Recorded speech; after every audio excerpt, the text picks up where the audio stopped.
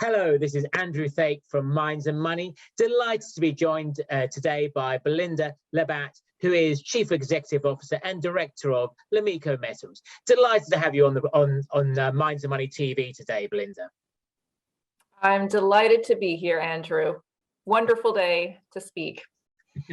For those viewers who are not familiar about Lomiko Metals, can you give us a sort of a broad overview? For sure. Well, the first thing to note is I'm part of a brand new team. We started on October 26th, so not even 3 months ago, with Lomiko, and it was myself and a CFO and a COO, and we are all three of us, full-time leadership team for Lomiko. We are a Quebec-based company, and one of the best jurisdictions, I would say, not just in Canada, but in the world, to be developing critical minerals assets. We have 2 projects, and we are looking to build Lomiko into an even bigger platform in critical minerals. The projects that we have is a graphite project, which has a PEA that came out in August, and we are set on moving that forward with community engagement and with our Quebec stakeholders to a PFS level study, and we'll be doing that through 2022. We also have a lithium project in northern Quebec that is early stage exploration, and we're looking there as well to work with critical elements where we've optioned the property to develop an exploration program. So really, we're bringing in a new vision to grow both organically and through merger and acquisition work in what I think is the most exciting sector in Canada today. And we've got a new board as well. This is excellent to hear. I mean, obviously, battery metal companies are doing very, very well at the moment, but there's also a lot of battery metal players out there. What sets you apart from other players in the space? If you had to identify a couple of factors, what would they be? I'd say there's a number of factors that make us different. We have a full-time management team. We have an incredibly strategic board. We are majority female at the board and at the management level. We're also incredibly diverse, with a Black Canadian as CFO, and we have an Indigenous woman as a director as well, with French-speaking directors being in Quebec. And the reason that I want to point that out is that we want to reflect the stakeholders and the values of Quebecers and Canada in our operations and how we do business. So from the board level to everything that we do, we wanted to reflect those values. And I think that sets us apart, because a healthy and meaningful people first critical minerals company 5 years from now is going to look like what we look like. And so we're early. So that's the first thing. I'd say the second thing is graphite has not been the sexiest mineral to be looking at until now. Graphite is the largest component of the anode aspect of an electric vehicle battery by weight. It is incredibly significant in the decarbonization of our economy, and we really believe that we're coming in at the right time, because the market is still stable for graphite. There's no shortfall because the penetration rate of electric vehicles into our society is not there yet. But companies like ours that are positioned to get into production, say 5 years from now, after we move from PFS to feasibility study, are coming in at exactly that inception point where we're going to see the suppliers having leverage, because the demand is growing that fast, as we know. This is unlike anything we've ever seen in terms of an energy transition, because of the decarbonization mandate that industry is putting upon themselves, let alone what government policy might be.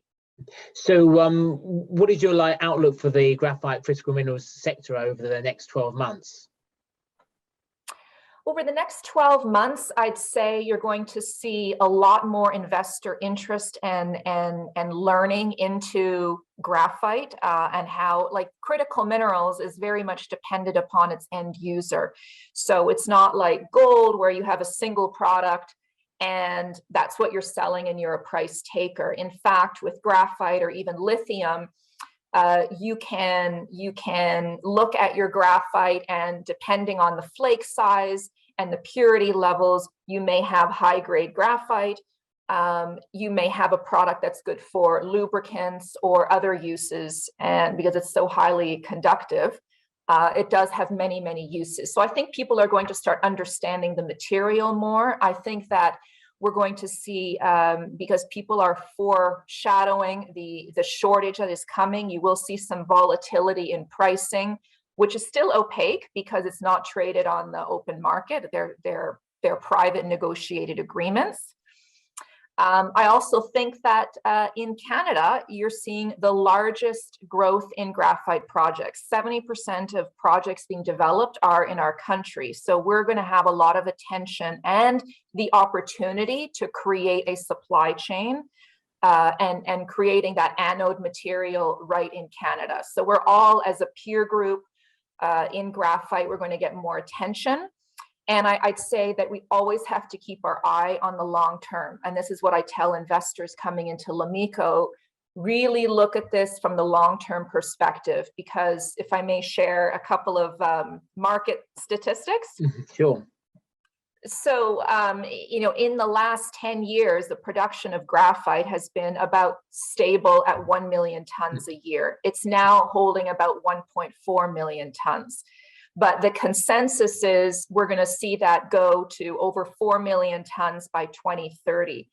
And that's the demand for flake graphite. The supply is needing to be accelerated. And so the long-term fundamentals are, we're not going back to a petroleum-based economy. We are moving forward with electrification.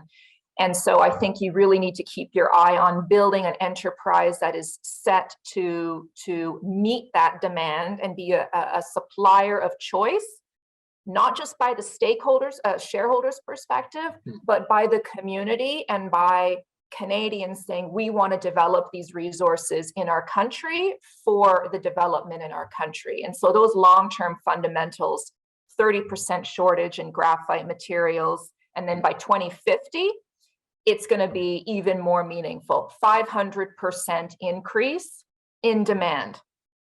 Yeah. And where's the supply coming from? So I can see that your company is really, really well positioned. So what is your plan for the next 12 months? There's going to be tremendous demand for graphite. Lithium, we obviously know, we've obviously already seen strong demand. How is Lomiko Metals going to capitalize on these opportunities over the course of the next year? Yeah, it's an excellent opportunity for us. We just completed a raise in our first few months. We wanted to hit the ground running early this year. So we completed a flow-through financing, which is a special type of financing available in Quebec and Canada to deploy funds directly into your exploration program. So we have in the bank $3.5 million for exploration at La Loutre. And that's very exciting because we have 2/3 of our resources in inferred. The PEA established about 40 million tons of resources and just over 20 million in the indicated category. So this allows us to convert the inferred into indicated with infill drilling and extension drilling. So very nice opportunity. Very happy to be getting this going early in the year. That's what a full-time management team does. It wants to hit the ground running. And then there's a number of studies we want to advance to take us into PFS, including environmental baseline studies, working with the community to look at what matters to them, water quality, baseline work to ensure that we understand where the water quality is, not just in our claim, but outside of our claim. That's something that we're going to be doing because this is how we want to run our business. And then we'll be looking at all kinds of other exciting things like enhanced metallurgical testing of our material, and what it looks like to bring in an electric fleet. So really getting closer to understanding the engineering aspect of this project as we move it forward. Community engagement will continue, and we really want to be a part of the ecosystem in Quebec and Canada. So I'm really enjoying getting to meet all the different groups in Quebec that are supporting the critical minerals industry and making our voices heard. I mean, it seems to me from listening to you, you've got an absolutely fantastic ESG policy. You've talked about your diversity of hires, your diversity of staff. You've talked about your engagement with First Nations. I'm just wondering, are you also seeing increased questions from your investors about your ESG policies? Are you managing to like win over some of those generalist investors and kind of like winning them back to mining, winning over some of those millennials perhaps as well? It's such a great question, because this is the mission, is to get ourselves outside of the box of what the traditional mining industry looks like and how it's done business. We have an opportunity here, not just an opportunity, but the imperative to change how we do everything, to become a modern, environmentally friendly project, meaning you're more quiet, you're an environmental steward, you're not thinking about compliance, you're not waiting for government regulations to tell you what to do, but you're actually taking the tone and tenor of your work from the community. And so all those conversations are embedded in every conversation I have with an investor, which is to say, we have a mandate that we've brought upon ourselves to be different. And the directors are wanting us to be different as a team. And so the more that we can talk to investors about what that looks like day to day, the more that I think we will be seen as a critical minerals project, a new industry sector, where mining is one part of what we do, but it's one small component. If you think about the fact that we can look all the way into high value processing, in terms of the material that we have. We don't want to send our flake graphite product from Montreal to China and then have it come back. That doesn't change anything with carbon neutrality, with greenhouse gas emissions, and it doesn't create high value jobs in Canada. So these are very much the conversations I want to have. It's still early days for us, Andrew, and I would welcome any generalist investor to chat with me and find out what graphite is all about. Well, we're absolutely delighted to go and have you on Minds and Money TV today, Belinda. It sounds like an absolutely fantastic leadership team you've put together. We really like the fact it's a really diverse team. There isn't enough diversity in mining. You're an absolute trailblazer. The two projects you've got are absolutely great, and we wish you all the best for 2022 and beyond. That was Belinda Labatt, Chief Executive Officer and Director of Lomiko Metals, with Andrew Thake from Minds and Money. Thank you very much.